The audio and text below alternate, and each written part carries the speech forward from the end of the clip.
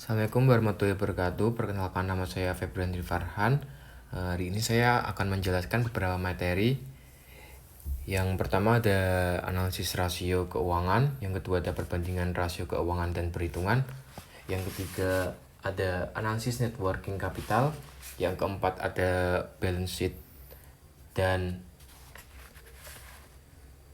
income statement, dan yang terakhir ada analisis SWOT. Langsung saja kita masuk ke materi yang pertama, yaitu ada analisis rasio. Analisis rasio merupakan metode untuk mengevaluasi kinerja keuangan suatu perusahaan dengan membandingkan angka-angka dari laporan keuangan seperti neraca, laporan laba rugi, dan laporan arus kas.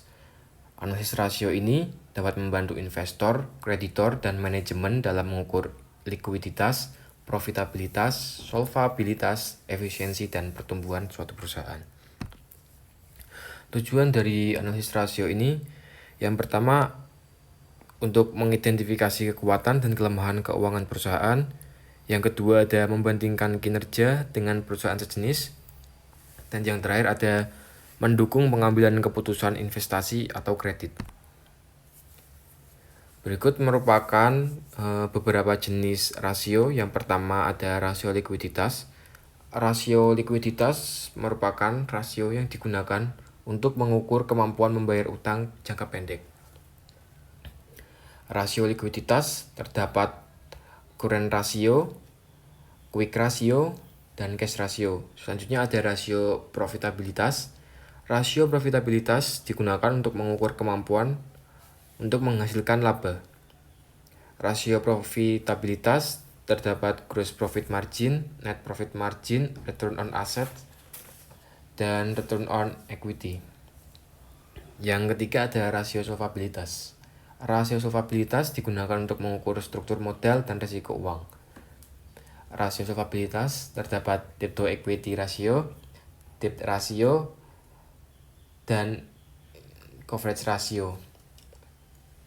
Selanjutnya ada rasio efisiensi. Rasio efisiensi merupakan suatu aktivitas yang digunakan untuk mengukur penggunaan aset. Rasio efisiensi terdiri dari inventory turnover, receivables turnover, asset turnover. Dan yang terakhir ada rasio pasar. Rasio pasar merupakan rasio yang digunakan untuk mengukur nilai perusahaan di pasar. Rasio pasar terdiri dari price to earning ratio dan dividend yield. Selanjutnya ada cara untuk melakukan rasio. Analisis rasio yang pertama ada langkah-langkah yang terdiri dari pengumpulan data dan laporan keuangan tahunan, kemudian alat seperti alat yang digunakan, Excel maupun software seperti Bloomberg atau analisis otomatis. Yang ketiga ada interpretasi. Interpretasi untuk mempertimbangkan konteks ekonomi dan sektor. Selanjutnya ada kelebihan dan kekurangan analisis rasio keuangan. Kelebihannya yang pertama yaitu sederhana, cepat, dan membantu perbandingan dan mendukung prediksi risiko dan peluang. Kekurangannya yaitu tidak mempertimbangkan inflasi, akuntansi kreatif, atau faktor non-keuangan seperti manajemen, serta rasio statis tidak mencerminkan dinamika real time. Ada perbandingan dan perhitungan rasio keuangan. Perbandingan rasio keuangan melibatkan analisis indikator seperti likuiditas, profitabilitas, dan solvabilitas untuk menilai kinerja perusahaan. Perhitungan rasio dilakukan dengan membandingkan item dari balance sheet dan income statement. Tujuan dari perbandingan tersebut untuk mengidentifikasi kekuatan, likuiditas tinggi, dan risiko hutang berlebih, serta mendukung keputusan investasi. Jenis rasio utama ada 3. Yang pertama rasio likuiditas. Rasio likuiditas digunakan untuk mengukur kemampuan membayar hutang jangka pendek. Rasio likuiditas terdiri dari current ratio dan quick ratio. Yang kedua ada rasio profitabilitas yang digunakan untuk mengukur efisiensi menghasilkan laba, yang terdiri dari return on asset dan return on equity. Yang ketiga ada rasio solvabilitas yang digunakan untuk mengukur struktur modal yang terdiri dari debt to equity ratio dan debt to ratio. Kemudian ada perbandingan rasio keuangan. Yang pertama ada perbandingan tren. Perbandingan tren merupakan perbandingan rasio perusahaan dari tahun ke tahun. Contohnya, misal ada ROA naik dari 18% ke 23%. Hal tersebut menunjukkan peningkatan profitabilitas. Dan yang kedua ada benchmark industri, merupakan perbandingan dengan rata-rata industri. Semisal, current rasio perusahaan memiliki skor 1,67 dengan industri yang memiliki skor 1,2. Hal tersebut menunjukkan posisi dari current rasio perusahaan lebih tinggi. Yang ketiga ada analisis DuPont yang digunakan untuk mengidentifikasi sumber pengembalian. Dan kelemahan dari perbandingan rasio keuangan ini, rasio tidak mempertimbangkan inflasi atau perbedaan akuntansi, sehingga digunakan bersama data kualitatif dan net working capital atau modal kerja bersih. Net working capital merupakan ukuran likuiditas jangka pendek perusahaan, dihitung sebagai aset lancar hingga liabilitas lancar. Analisisnya membantu menilai kemampuan perusahaan dalam membayar hutang jangka pendek dan mengelola operasi sehari-hari. Perhitungan net working capital terdapat rumus dasar. Net working capital sama dengan current asset kurangi current liabilities. Current assets itu seperti kas, piutang, dan persediaan. Current liabilities seperti hutang dagang dan pinjaman jangka pendek. Dengan menggunakan rumus tersebut, dapat diperoleh interpretasi net working capital positif dan negatif. Net working capital positif yang berisi perusahaan memiliki lebih banyak aset lancar daripada liabilities lancar. Sementara itu, net working capital negatif memiliki resiko likuiditas tinggi yang mungkin perlu dilakukan refinancing. Selanjutnya ada analisis net working capital yang melibatkan rasio-rasio untuk menilai efisiensi dan risiko. Yang pertama ada current ratio. Current ratio tersebut memiliki rumus current asset bagi dengan current liabilities dengan memperoleh nilai ideal lebih dari 1. Kemudian ada quick ratio. Quick ratio dengan rumus current asset kurangi persediaan bagi dengan current liabilities yang berfokus pada aset liquid. Kemudian ada working capital turnover, pendapatan dibagi dengan rata-rata net working capital yang menunjukkan efisiensi penggunaan modal kerja. Kemudian ada analisis trend yang membandingkan net working capital antara periode yang lalu dengan periode yang sekarang untuk melihat perubahan likuiditas. Dengan contoh peningkatan persediaan dengan penjualan. Yang terakhir ada tujuan analisis. Tujuan analisis digunakan untuk mengidentifikasi masalah seperti over investment di persediaan atau piutang macet serta memprediksi kebutuhan modal kerja di masa depan. Balance sheet dan perhitungan laba rugi. Balance sheet atau neraca merupakan laporan keuangan yang menyajikan posisi keuangan suatu entitas pada suatu titik waktu tertentu yang biasanya dilakukan pada akhir periode akuntansi. Balance sheet neraca menunjukkan aset, kewajiban, dan ekuitas pemilik dengan persamaan dasar aset sama dengan kewajiban plus ekuitas. Komponen utama balance sheet yaitu ada aset. Aset merupakan sumber daya yang dimiliki perusahaan yang memberikan manfaat ekonomi di masa depan. Aset terdiri dari aset lancar dan aset tidak lancar. Aset lancar merupakan aset yang dapat dikonversi menjadi uang dalam waktu 1 tahun atau siklus operasi, seperti kas, piutang, maupun persediaan. Sementara itu, aset tidak lancar merupakan aset jangka panjang, seperti properti, pabrik, investasi, dan peralatan. Kemudian ada komponen kewajiban.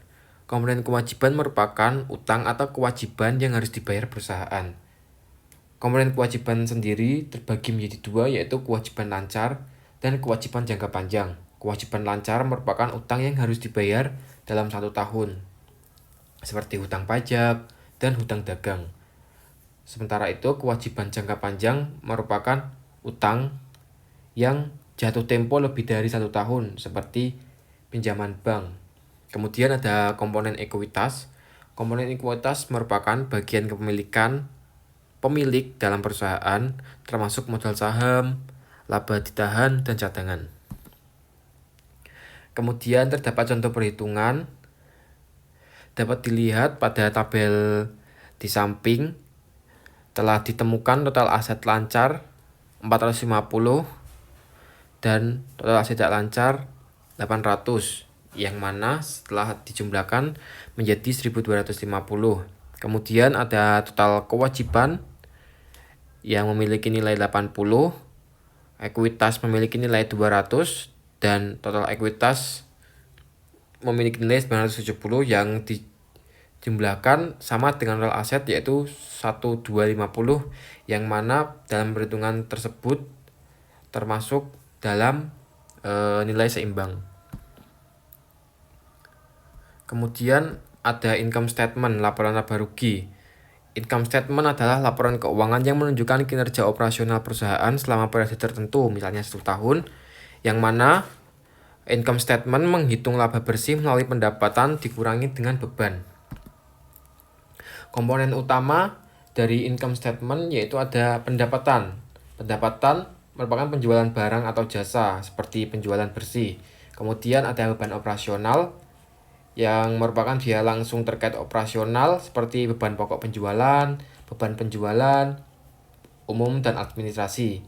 Kemudian ada laba operasional, merupakan pendapatan yang dikurangi beban operasional. Kemudian ada pendapatan yang terdiri dari bunga, dividen, keuntungan atau rugi luar biasa. Kemudian ada beban pajak yang beban pajak seperti pajak penghasilan.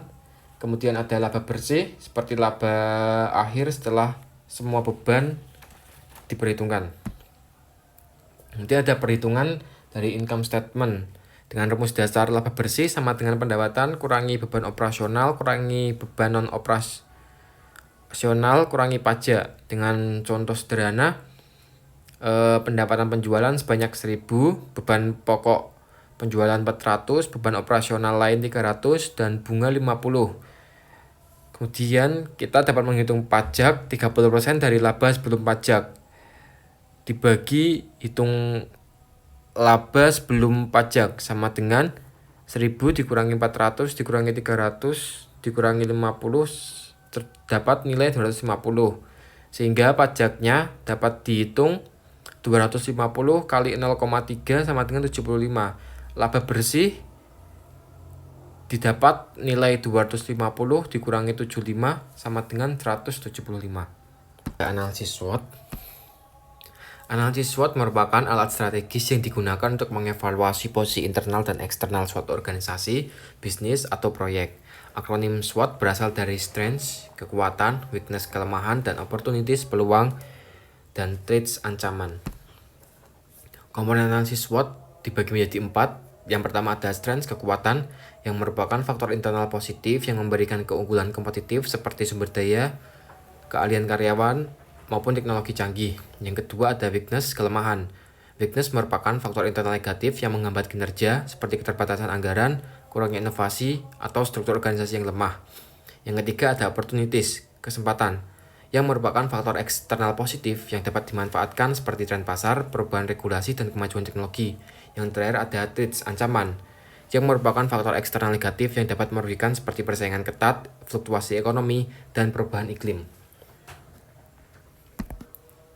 Langkah-langkah melakukan analisis SWOT. Yang pertama yaitu menentukan tujuan dan ruang lingkup. Menentukan tujuan dan ruang lingkup yang mana terdapat identifikasi objek analisis seperti analisis perusahaan, produk, maupun proyek spesifik. Yang kedua ada pengumpulan data internal. Pengumpulan data internal meliputi audit internal untuk mengidentifikasi strengths dan weakness melalui wawancara karyawan, tinjauan laporan keuangan, dan analisis operasional. Yang ketiga ada mengumpulkan data eksternal seperti analisis lingkungan eksternal menggunakan metode PSTL, politik, ekonomi, sosial, teknologi, environment, dan legal untuk menemukan peluang dan ancaman. Yang keempat ada membuat matriks SWOT dengan menyusun informasi ke dalam matriks dengan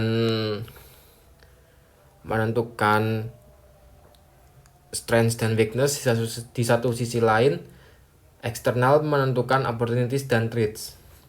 Yang selanjutnya ada analisis sintetis yang merupakan evaluasi interaksi antara komponen. Misalnya, bagaimana strengths dapat dimanfaatkan peluang atau bagaimana kelemahan dapat diperburuk oleh threats. Kemudian ada dengan mengembangkan strategi. Buat rencana aksi.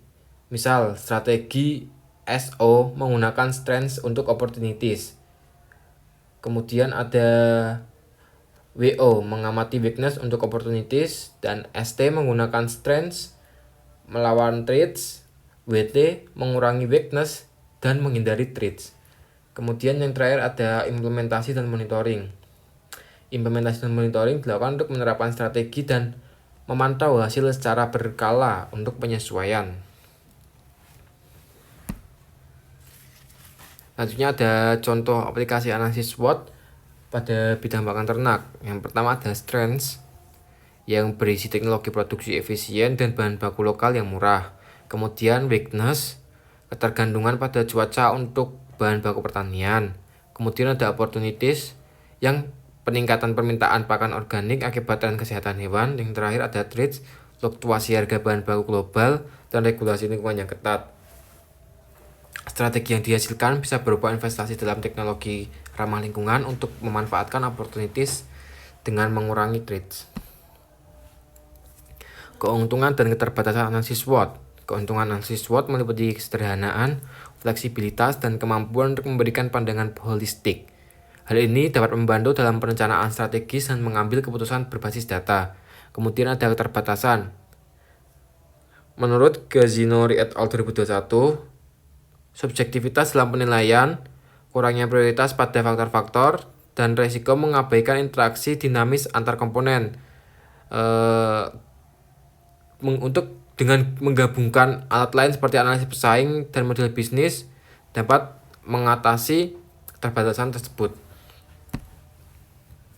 Cukup sekian materi yang bisa dapat saya sampaikan. Wassalamualaikum warahmatullahi wabarakatuh. Terima kasih.